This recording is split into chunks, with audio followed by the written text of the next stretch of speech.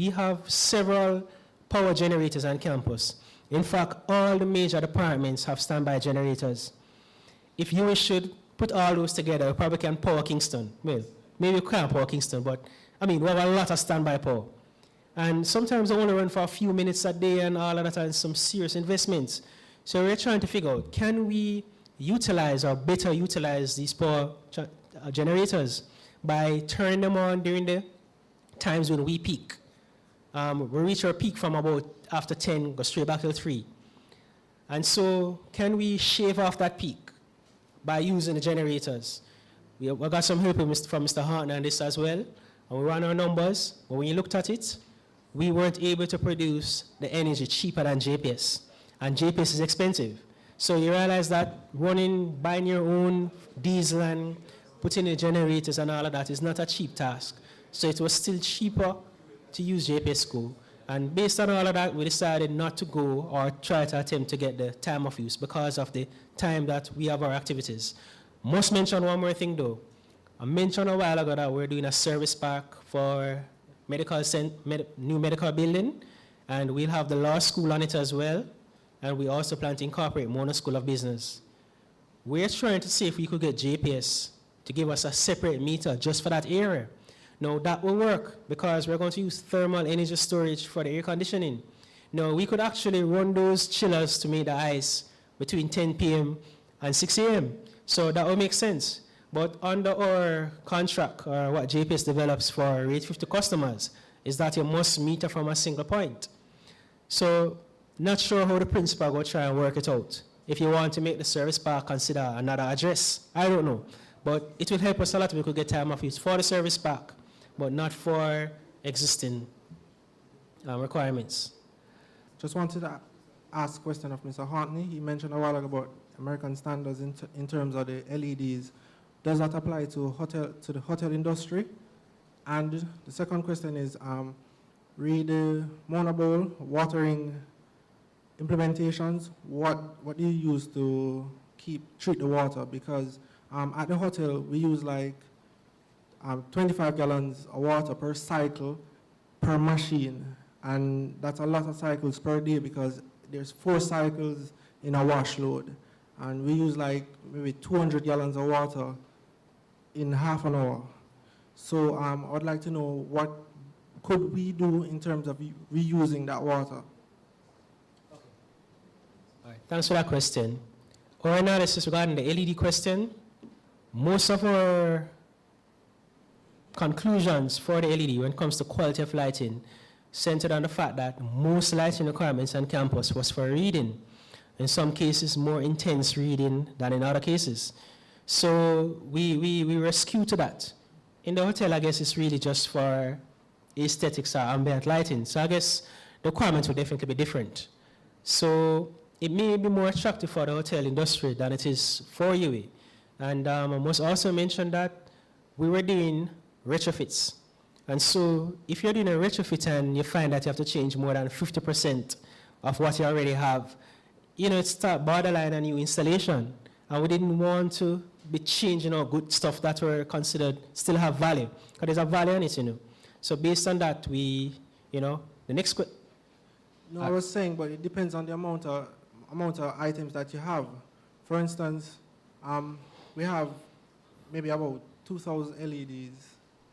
No, we installed 160 of them in an area, larger than here. Okay. So we were able to separately meter that area, and we were able to run the numbers over time. And in terms of the relative reductions, we were able to quantify and calculate them. So if the building was using 100 kilowatt before, we were able to show that in terms of kilowatt, LEDs reduced it by 28.5%. We're able to show for KVA, and power factor. So we know what the values were. But when you work out that in dollars and cents and compare that with what you pay the LED for, hence arriving at a payback, we're not saying that technology is not good and it's not useful, but the cost didn't justify it based on the fact that we don't really have much money to begin with.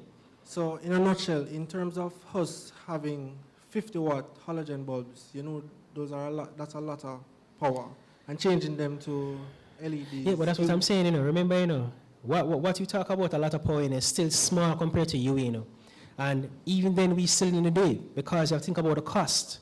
Imagine 11,000 fluorescent tubes we changed out. We would have a requirement of maybe more than 11,000 LEDs because in areas of fluorescence we could use 3. We still have to use 4 for the LEDs. The entire fluorescent fixture probably costs us 2.5. One LED costs us $6,000. So it comes back to if you have the money or not. Now, on the water idea, on campus we have a relatively old primary and secondary treatment plant. It utilizes various, well, proven technologies that's supposed to be maintenance-free.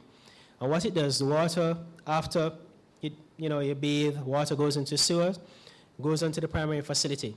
It is filtered through like a grate to get rid of like tissues, solid components. From there, it goes into various devices that cause like an exception called I don't remember the name of it, but it allows us to separate the sludge, that's the solid components, from a liquid. From there, we go to trickling filters, where you have a rotating arm, and the water falls through a very large bed of gravel. It's further filtered. From there, it is processed through a humus tank where the water moves very slowly. And by virtue of moving slowly, other solid components that were dissolved somehow begins to settle at the bottom. It's like mixing mud in water and leaving it to set, and it separates. That further filters and treats the water. And from there, we chlorinate it. That completes the secondary storage. But from there now, we take it to another level called tertiary storage, where we chlorinate the water again. We pass it through a bed of plants called lilies. We use lilies at that stage. You could use other types, but we'll cause the lilies to float on top of the water.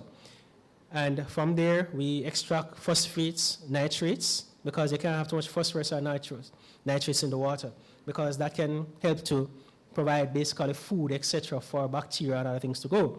So you want to separate those. From there, we have what you call UV treatment, but we use sunlight in our case. You could actually purchase UV lamps to further sterilize the water and kill whatever bacteria or coliforms, whatever might be in the water.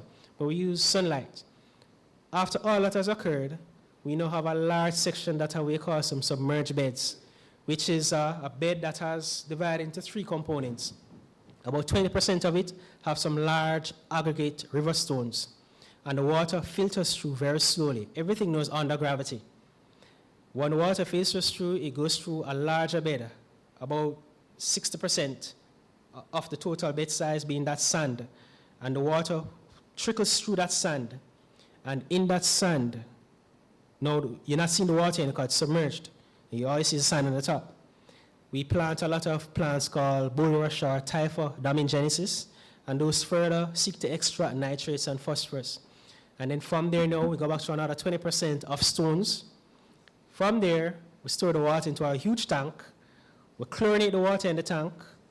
We pump air in it to aerate it and filtrate it, and then we irrigate the fields. Picture you should get from all of this is that the university actually is on 650 acres. We have space. I'm not sure the hotel industry will have that. So what we utilize may not be for you, but there are actually more efficient ways to do it, because NEPA is now mandating that all the water that is treated is actually treated to tertiary level. We're now recycling 80,000 gallons of 350,000 gallons. So most of it is actually set out in the environment as secondary water. And from time to time, part of the treatment process might not be at the level it should be, and the community might be impacted by the smell, etc. But we always try to remedy